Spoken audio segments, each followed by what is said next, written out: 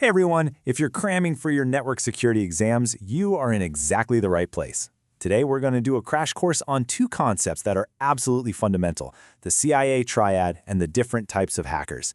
Let's get right into it. You know, there's this quote from a former FBI director, William H. Webster, that just hits the nail on the head. He said, "Security is always too much until the day it is not enough." And isn't that the truth? It can feel like such a pain, all these rules and procedures, right up until the moment something goes wrong. And then, suddenly, it's the only thing that matters. So, why is this such a big deal right now? Well, it all comes down to the data. Every company on the planet is collecting just staggering amounts of information. And with all that data comes this massive, massive responsibility to keep it safe. That right there is the central problem that cybersecurity exists to solve. Okay, so you have this huge responsibility. How do you even begin to tackle it? You need a model, a framework to guide your thinking and all your security decisions.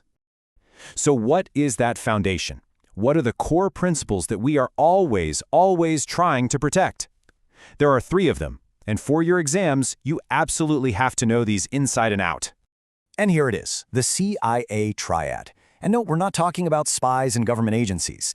In the world of cybersecurity, CIA stands for confidentiality, integrity, and availability. Every single security measure, every single attack, it's all about either defending or trying to break one of these three pillars. First up, we have confidentiality. This one's the easiest to grasp. It's just about secrecy. It means making sure that only the right people, the authorized people, can see the information. A perfect example is your medical records. You only want your doctor and maybe a few other medical professionals to see that stuff, right? Keeping it that way is maintaining confidentiality. Next up, integrity. This is all about trust. Can you be sure that the data you're looking at is accurate and hasn't been messed with? Think about a bank transfer. You need to trust that when you send your friend $50, the system doesn't somehow change that number to $500. You also need to trust that it's going to the right person. That guarantee of trustworthiness? That's integrity.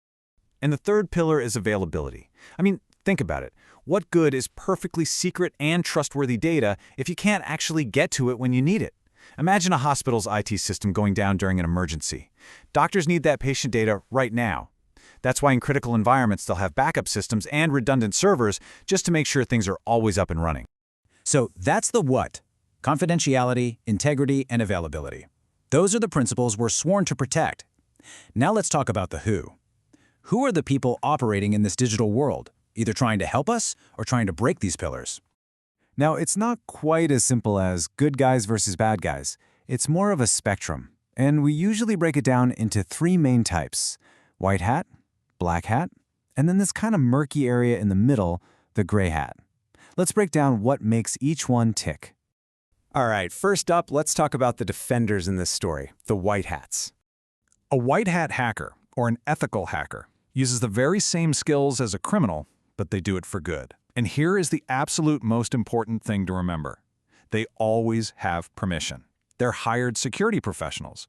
Their job is to find the weak spots and the security holes before the bad guys do, so the company can fix them.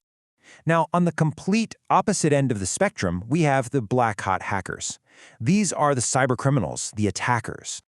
A black hat's motivations are pretty simple: money, disruption, or just pure malice. They break into systems without permission with the intent to steal data, destroy it, or shut down services. They are actively attacking one or more of those CIA pillars we just talked about. Their goal is to cause harm. But what about that space between good and evil? Well, that's where things get complicated. And that's where we find the gray hat hackers. A gray hat is a strange mix of both. They might hack into a system without asking permission, which is illegal, full stop, but their goal isn't to cause damage. Instead, they might find a vulnerability and then tell the company about it.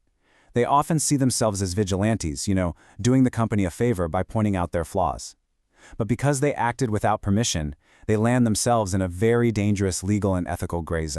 So we've got these different actors all operating at the same time. You've got white hats trying to build up the defenses and black hats trying to tear them down. And this constant battle creates a fundamental challenge in the real world of cybersecurity, the security trade-off. This image of the scales really says it all. You can't just maximize all three pillars of the CIA Triad at the same time. Why? Because they're often in conflict. For instance, If you make a system incredibly confidential, with tons of heavy encryption, you almost always make it less available. It becomes slower and more of a hassle to use, even for the people who are supposed to have access. And this balancing act is something that security professionals grapple with every single day. The right balance for a bank is going to look totally different from the right balance for, say, a public library's website. And this brings us to our final critical thought for you to take away. As the attackers get smarter and their methods get more sophisticated, how does that balance between confidentiality, integrity, and availability need to change? How much convenience are we willing to give up for more secrecy? How do we keep data trustworthy without grinding everything to a halt?